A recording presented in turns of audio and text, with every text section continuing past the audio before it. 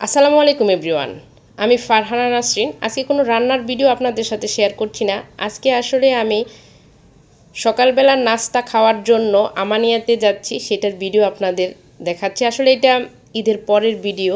আমার ভাই আসছিল ঈদের একদিন পরে, সে আমাদের সকালবেলার নাস্তাটা হোটেলে খাওয়াবে, সেই জন্য আমরা সেজে গুজে একদম পরিপাটি হয়ে বেরিয়ে পড়লাম। সকালবেলার নাস্তাটা খাবো, মসজিদে যাচ্ছি। আমার মেয়ে খুবই এক্সাইটেড। সাধারণত সে বাড়ির বাইরে বের হয় না, আর যে পরিমাণ গরম পড়তেছে সেই জন্য দিনের বেলা বা রাত্রে যাওয়াটাও কমফোর্টেবল মনে করতেছি না।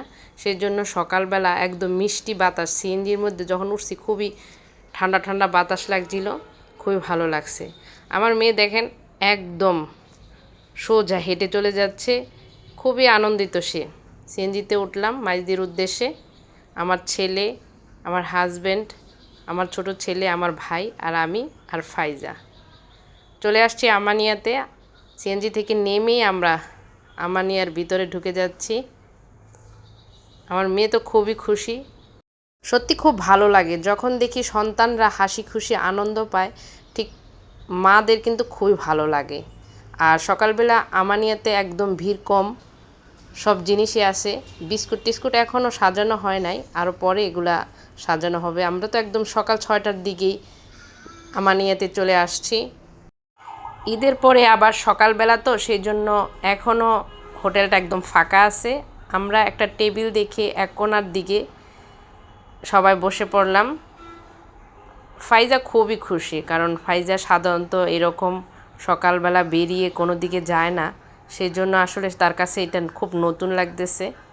বাবা মেয়ে এক সাইডে বসে পড়লো, আমরা সবাই বসে পড়লাম আর বসে অর্ডার দিলাম।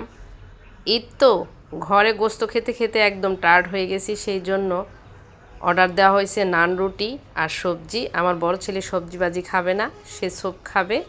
অর্ডার করা হলো। ভাইজাও খাবার জন্য অপেক্ষা করতেছে, খুব সেজে গুজে মাথায় ব্যান্ড লাগিয়ে। আর অন্যান্য মানুষও অপেক্ষা করতেছে, টেবিলগুলো একদম ফাঁকা, লোকজন নাই। আর এর মধ্যে আমি একটু ভিডিও করে নিচ্ছি। দেখুন এরা পানি সাজিয়ে রাখছে, আবার খাবারের মেনুও লাগায় রাখছে, যার যেটা পছন্দ সে সেটা খাবে। খাবার আস্তে আস্তে আমরা অন্য কিছু ভিডিও করে নিচ্ছি। এর ফাঁকে হোটেলের মধ্যে কি কি আছে, এদের অনেক রকম মিষ্টির আইটেম আছে। ঈদের পরে তো, সেই জন্য মিষ্টি এখনও ওঠানো হয় নাই, তাদের কারিগর নাই। এখানে 2 রকম মিষ্টি আছে, আর নিচে দই দেয় নাই। আমরা যখন চলে আসতেছি তখন দই দেখলাম, দইয়ের বাটিগুলা সাজাইতেছে। আমরা শুধু নাস্তাটাই খাইছি, আর অন্য কোনো কিছু খাই নাই। এখানে আরও অনেক কিছু আছে, চাইলে আপনারা অন্য কিছু নিতে পারেন, কোনো সমস্যা নাই। খুবই মজার মজার বিস্কুটও আছে, বেকারি আইটেম আছে, যার যেটা ভালো সেটা নিয়ে নেবেন। আর এদের একটা সুন্দর বাটিতে মানে নিজস্ব সেমাই আছে, এটাও খুব মজার। আমাদের ঘরে একবার আনছিল, আমরা খাইছি, আসলে খুবই ভালো লাগছিল।